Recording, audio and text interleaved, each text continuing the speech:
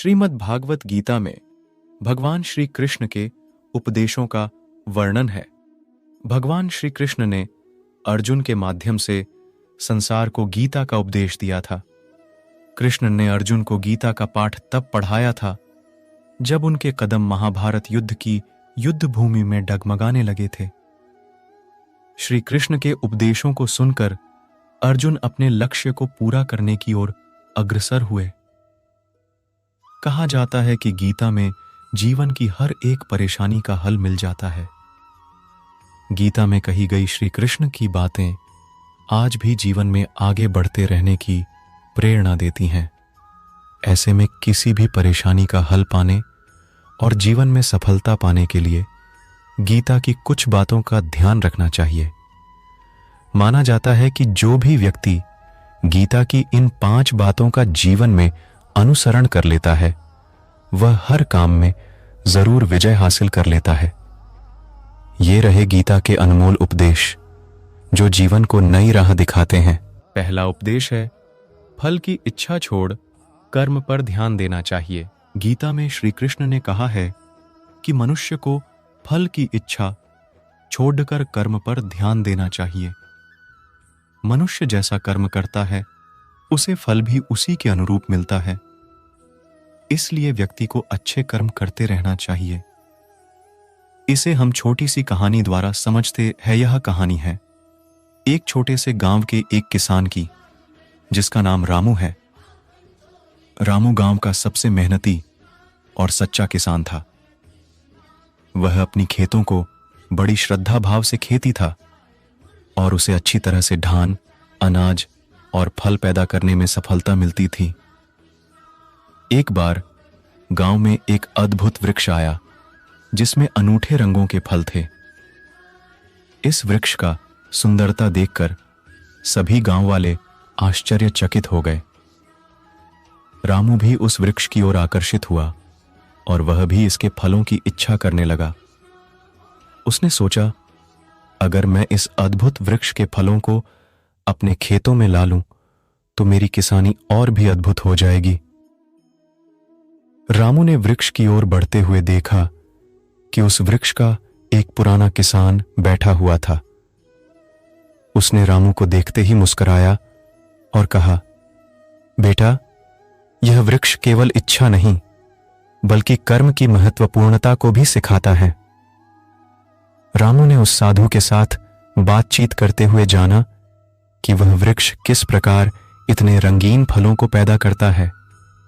साधु ने कहा, बेटा, इस वृक्ष का रहस्य यह है कि यह इच्छा नहीं बल्कि कर्म में ही समाहित है। यह वृक्ष न केवल फलों की इच्छा करता है बल्कि इसका प्रमुख ध्यान अपने कर्मों पर है। रामू ने साधु की बातों को सुनकर अपने दृढ़ संकल्प किया कि वह भी अब अपने कर्मों पर ध्यान देगा। उसने खेतों में और भी मेहनत की, धान, अनाज और फलों को सही तरह से देखभाल की। धीरे धीरे रामू के खेतों में भी सुंदर और विविध फल पैदा होने लगे। उसकी किसानी में नई ऊंचाइयों की प्राप्ति हुई और उसका गांव पूरे क्षेत्र में मशहूर हो गया। इस कहानी से हमें यह सीखने को मिलता है कि फलों की इच्छा करना महत्वपूर्ण है, लेकिन इससे भी अधिक महत्वपूर्ण है कर्मों में समर्पण करना। कर्म में ध्यान देने से ही सच्ची सफलता प्राप्त होती है। दूसरा उपदेश है स्वयं का आकलन। श्री कृष्ण के अनुसार व्यक्ति को खुद से बेहतर कोई नहीं जान सकता, इसलिए स्वयं का आकलन करना बेहद जरूरी है।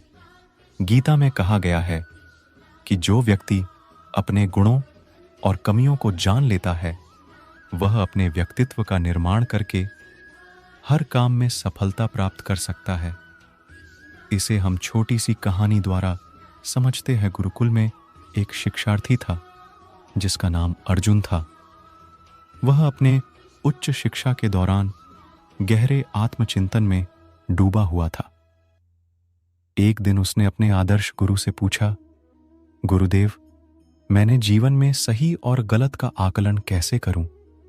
कैसे निर्णय लूं कि मैं किस पथ पर चलूं?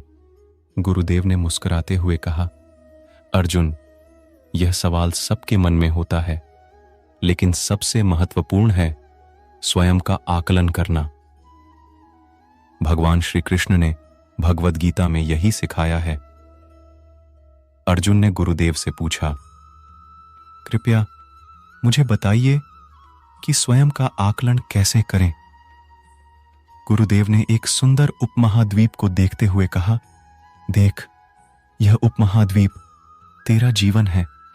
तू एक योद्धा है और तेरा कर्तव्य है यह युद्ध करना। लेकिन यह युद्ध तेरे मन में बड़े सवाल उत्पन्न कर रहा है।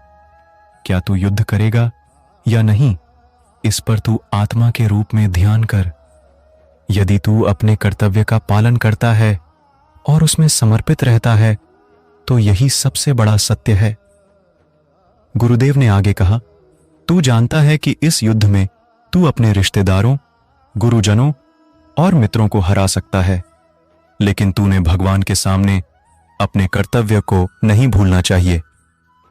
यही सबसे बड़ा आकलन है कि तू अपने कर्तव्य को कैसे निभाता है और कैसे इस युद्ध को सफलता से पूरा करता है। अर्जुन ने गुरुदेव के शिक्षाओं को सुनकर समझा कि यह सच्चे स्वयं का आकलन है, जिसमें आत्मा अपने कर्तव्यों का पालन करती है और उनमें समर्पित रहती है। इस प्रकार अर्जुन ने अपने जीवन को योग्यता और समर्पण से भर दिया और भगवद गीता के अद्वितीय उपदेश स्वयं का आकलन को अपने जीवन में अमल में लिया। तीसरा उपदेश है मन पर नियंत्रण। हमारा मन ही हमारे दुखों का कारण होता है। ऐसे में श्री कृष्ण ने गीता में कहा है कि जिस व्यक्ति ने अपने मन पर काबू पा लिया, वह मन में पैदा होने वाली बेकार की चिंताओं और इच्छाओं से भी दूर रहता है।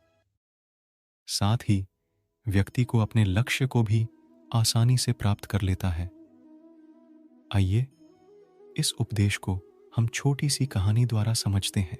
एक समय की बात है, एक युवक नामक अर्जुन अपने गुरुकुल में शिक्षा प्राप्त कर रहा था। उसका मन हमेशा चंचल रहता था और वह विभिन्न विचारों में खोया रहता था। एक दिन उसने अपने गुरु से पूछा, गुरुदेव, मेरा मन संयमित नहीं रहता है, इसे शांत कैसे किया जा सकता है? गुरुदेव ने मुस्कान के साथ कहा, अर्जुन, मन को शांत करने का सबसे अच्छा तरीका है साधना और नियंत्रण में रखना। भगवान श्री कृष्ण ने भगवद गीता में यही उपदेश दिया है। गुरुदेव ने आगे कहा, तू अपने मन को एक स्थान में एकत्र करने के लिए ध्यान का अभ्यास करना चाहिए। ध्यान में सफलता पाने के लिए तू एक शांत स्थान चुन, जहां तू अपने आत्मा से मिल सके। अर्जुन ने गुरुदेव की सीख को मानकर एक वन में एक सुंदर स्थान चुना, जहां वह ध्यान करने बैठता था। शुरुआत में उसका मन फिर भी चंचल था, लेकिन उसने हार नहीं मानी और लगातार प्रयास करता रहा। कुछ दिनों बाद अर्जुन ने महसूस किया कि उसका मन अब शांत हो गया है। उसने अपने गुरु से मिलकर खुशी से कहा, गुरुदेव, आपके दिए गए उपदेशों ने मेरे मन को शांत किया है। धन्यवाद। गुरुदेव ने हंसते हुए कहा, अर्जुन, यही सच्चा साधना का प्रभाव है। मन को नियंत्रित करके तू अपने जीवन को नई दिशा दे सकता है और सच्चे आत्मा का साक्षात्कार कर सकता है। इसके बाद से अर्जुन ने मन को नियंत्रित करना सीखा और उसने अपने जीवन को एक नए दृष्टिकोण से देखना शुरू किया। उसने भगवद गीता के मार्गदर्शन में अपने मन को नियंत्रित करके जीवन को संतुलित बनाया और सच्चे आत्मा का साक्षात्कार किया। चौथा उपदेश है, क्रोध पर काबू रखें। क्रोध में व्यक्ति नियंत्रण खो बैठता है और आवेश में आकर गलत कार्य कर देता है। यहां तक कि कभी-कभी गुस्से में व्यक्ति खुद का अहित कर बैठता है। गीता में श्री कृष्ण ने बताया है कि क्रोध को खुद पर हावी नहीं होने देना चाहिए। यदि गुस्सा आए तो स्वयं को शांत रखने का प्रयास करें। आइए इस उपदेश को भी हम छोटी सी कहानी द्वारा समझते हैं। कहीं बहुत समय पहले की बात है। एक युवक जिसका नाम अर्जुन था, अपने गुरुकुल में शिक्षा प्राप्त कर रहा था। वह एक उत्कृष्ट आत्मा थी, लेकिन उसकी एक बड़ी कमजोरी थी, उसका क्रोध। एक दिन उसके गुरुदेव ने उससे पूछा, अर्जुन, तुम्हारा क्रोध तुम्हारे मार्ग को अवरुद्ध कर रहा है, तुम्हें इस पर काबू पाना होगा। अर्जुन ने विनम्रता से कहा, गुरुदेव, मैं जानता हूं कि क्रोध बुरा है, लेकिन मैं कैसे इस पर काबू पाऊं? गुरुदेव ने हंसते हुए कहा, अर्जुन, तुम्हें खुद पर नियंत्रण बनाए रखना होगा। भगवत गीता में इसी तरह के विचार मिलते हैं। गुरुदेव ने एक छोटे से बर्तन में पानी भरकर उससे कहा, देखो, जब तुम्हारा मन गर्म होता है तो वह पानी छोड़ता है और बर्तन शांत हो जाता है। इसी तरह जब तुम्हारा मन क्रोधित होता है, तुम्हें अपने आत्मविकासन का ध्यान रखना चाहिए।